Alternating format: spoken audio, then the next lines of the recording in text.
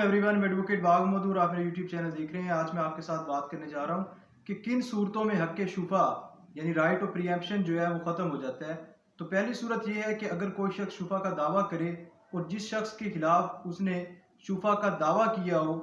या जिस प्रॉपर्टी पर उसने शुफ़ा का दावा किया है वो उस प्रॉपर्टी की जो सेल है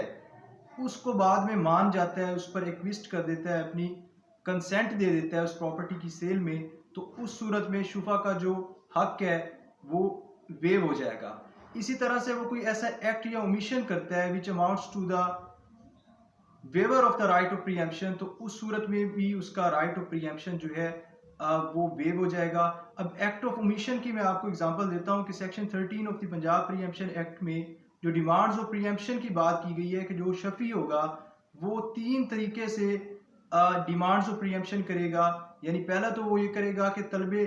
मुआसबत करेगा, यानी जिस मजलिस में जिस सिटिंग में उसे पता चला है कि वो प्रॉपर्टी जिस पर उसका हक शुफा बनता है वो सेल होने जा रही है, तो वो उसी मीटिंग में बताएगा कि वो अपना राइट ऑफ शुफा जो है उसे एक्सरसाइज करने जा रहा है। तो इस तरह से वो अपनी इंटेंट क्लियर करेगा, तो एक तरह से इमीडिएट डिमांड करेगा अपने राइट ऑफ जो प्रीएम्प्शन है उसको एक्सरसाइज करने के बारे में और अपनी इंटेंट को क्लियर करेगा। दूसरी जो है वो तलबे इशहाद है। जब वो तलबे मुआसबत कर चुकेगा तो उसके 2 हफ्तों के बाद, यानी 2 हफ्तों का जब टाइम गुजर जाए तो उसके बाद वो तलबे इशहाद करेगा, एक नोटिस भेजेगा राइटिंग में जो कि अटेस्टेड बाय ट्रूथफुल विटनेसेस होगा उस शख्स को जो कि प्रॉपर्टी सेल कर रहा है, और उसको ये बताएगा कि वो अपना राइट ऑफ प्रीएम्प्शन जो है उसे एक्सरसाइज करने जा रहा है और उस तक ये अपनी इतला पहुंचाएगा। फिर तीसरा जो है वो डिमांड्स ऑफ प्रीएम्प्शन में आ जाता है कि वो जब इन दोनों डिमांड्स को कर चुकेगा तो वो तलब खुसूमत करेगा, यानी कोर्ट में दावा फाइल करेगा और कोर्ट से ये डिमांड करेगा कि वो उसका जो राइट ऑफ प्रीएम्प्शन है उसको इन्फोर्स करे। तो अगर कोई शख्स इन डिमांड्स को नहीं करता तो वो ओमिशन करेगा और इस ओमिशन की सूरत में उसका जो राइट ऑफ प्रीएम्प्शन है वो तस्वुर किया जाएगा कि वेव हो गया है। इसी तरह से वो कोई ऐसी कमीशन कर देता है जो कि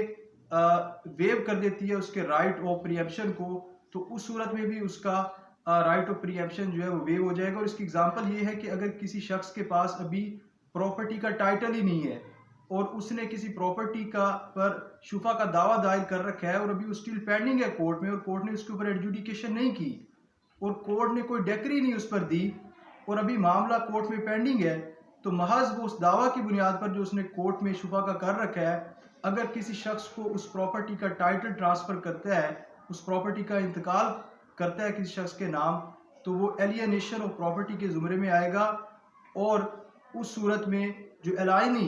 होगा उसका राइट ऑफ प्रीएम्प्शन जो है वो वेव हो जाएगा। इसके साथ ही वीडियो इख्तिताम को पहुंचती है। वीडियो को लाइक करें, चैनल को सब्सक्राइब करें, मुझे दुआ में याद रखें।